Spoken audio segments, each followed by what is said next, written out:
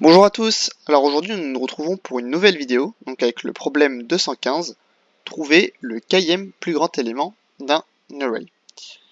Donc en pratique, comment cela fonctionne? Imaginons que nous avons une liste de nombres et du coup le nombre qui nous indique le kème plus grand élément à avoir, donc en l'occurrence ici c'est le deuxième plus grand élément de cette liste. Eh bien il faut retrouver le deuxième plus grand élément de cette liste, donc on va trouver le maximum, 6, le deuxième maximum, 5, et on va prendre le plus petit de ces deux maximums.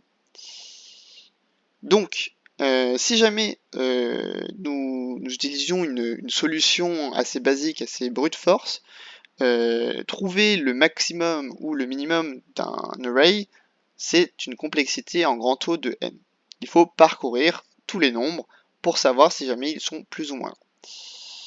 Cependant, cette complexité est pas optimale et il existe en informatique une autre structure de données qui s'appelle l'état et qui permet de retrouver donc le minimum ou le maximum d'un tas en une complexité grand O de log n, ce qui est beaucoup mieux.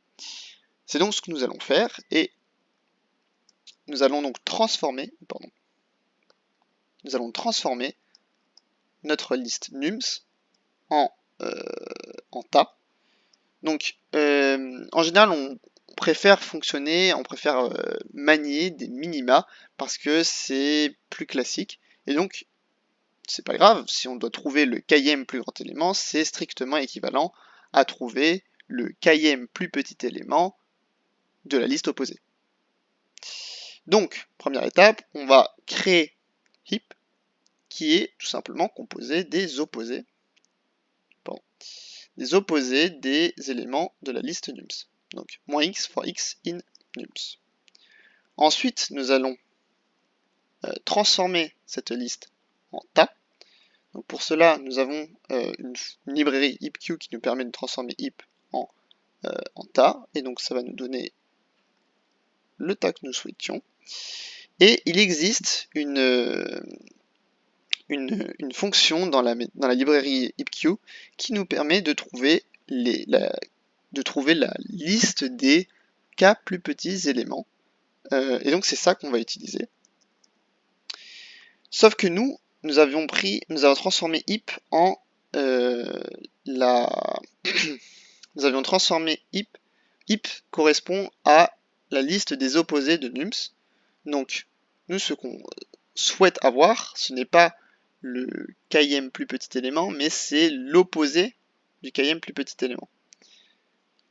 Et donc, il suffit de retourner ce résultat. Et quand je submit, en théorie, nous avons une solution qui est optimale, du moins d'un point de vue de complexité.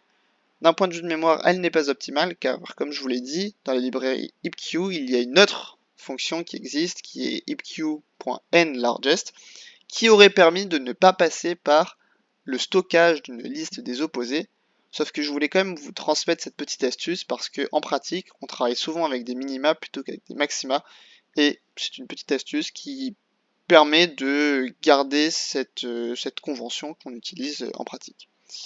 J'espère que cette vidéo vous a plu et si elle vous a plu, n'hésitez pas à vous abonner. Au revoir.